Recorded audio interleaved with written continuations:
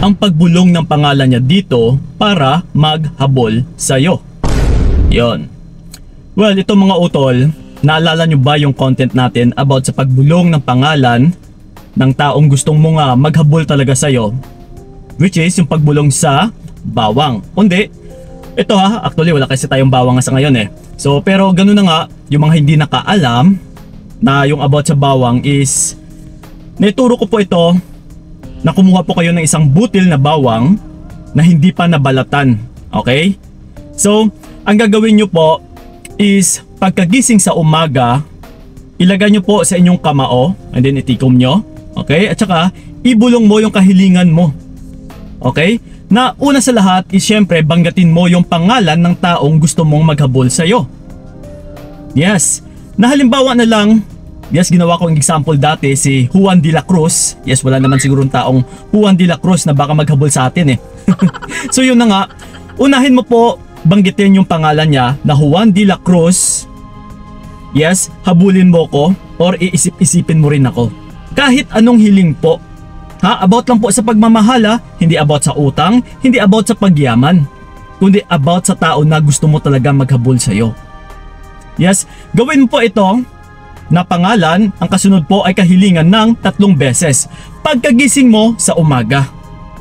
And then, after mong mabulungan ito utol, is kailangan palagi mo pong dala-dala yung bawang na ito.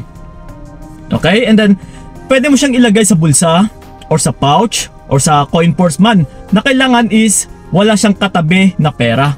Na which is yung bawang itself lang. Nag-iisa lang siya sa isang lagayan. And then, pagka tulog naman sa gabi or bago ka matulog is same process po yung gagawin mo or same procedure.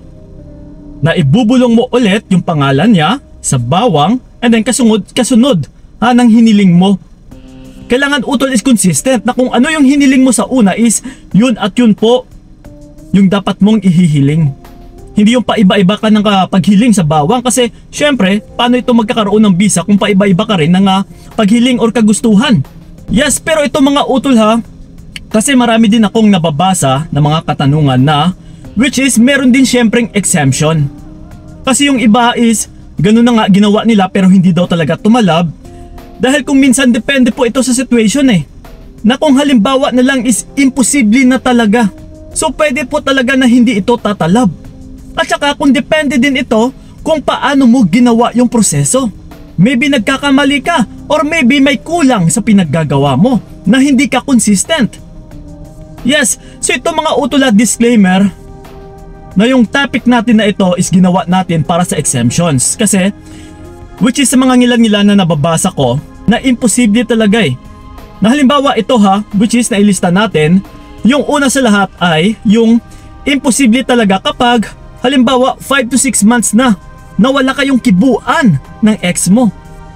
Kasi kung yung ex mo na ito is naka-move on na talaga totally, na buong-buo na siya sa desisyon niya na ayaw niya na sa'yo, then talagang hindi ito maghahabol sa'yo.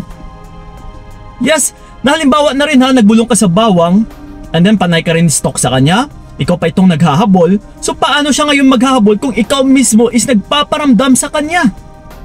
So ganun po yun. You should trust the process. Na kung pagbulong or nagbulong ka man sa bawang, ito kahit sabihin man natin na 5 or 6 months na, possible po nang magpaparamdam yung taong gusto mo, na hiniling mo. Kasi kung siya mismo ay hindi pa naka-move on, and then ikaw din mismo ay hindi na nagparamdam, yes, na nagpamiss ka talaga ng gusto, na yung tipong parang inatsupera mo siya, so natapakan yung ego niya, then sigurado babalik at babalik yan sa'yo. Susubukan niya yung karisma niya kung nandyan ka pa din. So ganun po yun. Marami pong dahilan o reasons eh. Okay, and then ito yung pangalawa is kung hindi nagawa sa tama.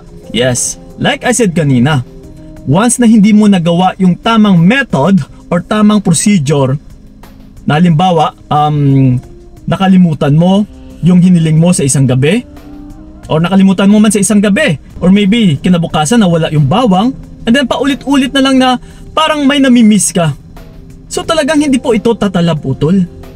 Talagang hindi po magiging ganun ka powerful yung bisa kung hindi mo nagawa sa tama, which is hindi ka consistent or hindi ka nakapag-focus. So ganun po yun. And then ito, Yung pangatlo pa is, syempre, ito malabo talaga to, kapag hindi ka naman kilala ng tao. Halimbawa na lang isang artista, isang model, yung hinihiling mo na magkagusto sa'yo, na maghahabol sa'yo, imposible po ito. Kasi, paano siya ngayon magkakagusto sa'yo kung hindi ka naman niya kilala? Na hindi ka nga niya na-met, na hindi nga nag-cross yung landas ninyo. So, ito po ay imposible talaga, utol.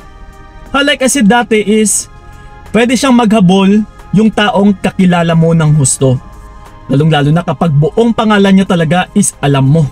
And then nagkita na kayo, or may mga pinagdaanan na kayo, or nagkahiwalay kayo ng partner mo, which is ex mo na. And then yung isa pa is kapag sa mga nililigawan na binabasted. So possible po na magpaparamdam po yung mga nililigawan ninyo. Okay? So yon. And then ito yung pang-apat is yung mali yung process. Yes, like I said din kanina na kung hindi nagawa sa tama.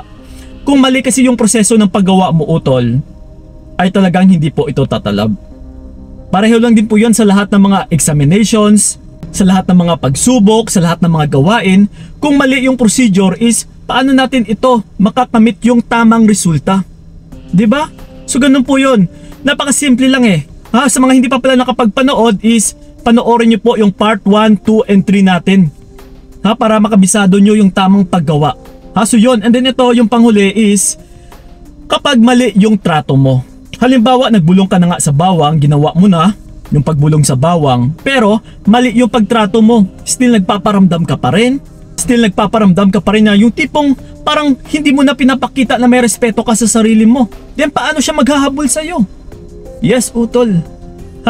Once na nagawa nyo na po yung pagbulong sa bawang, kailangan nyo na pong magtiwala and then huwag na kayong magparamdam sa tao na yon. Ito trust me, pagkalipas ng 1, 2 or 3 buwan man, ay magugulat ka na kung kailan parang nauubusan ka na ng gana, na parang nawawalan ka na rin ng tiwala, then kung minsan dyan pa yan magpaparamdam magugulat ka talaga kung bakit siya biglang nag-message. Yes, biglang nagparamdam sa mga pinopost mo, nag-reacts or nag-comments. Yes, so ganun po yun. Kailangan talaga is paniniwala. Yes, utula, sa mga hindi po naniniwala, hindi naman natin kayo pinipilit.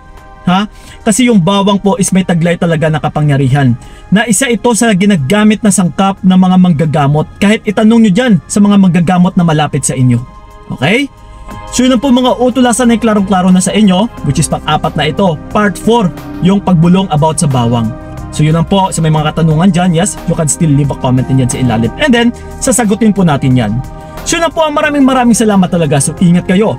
God bless and babush! Hanggang dito na lamang kung nakayanan ko, nakawakan ang naranasan ko, bibitawan para malaman mo anong sayang na pinaglaban ko para lamang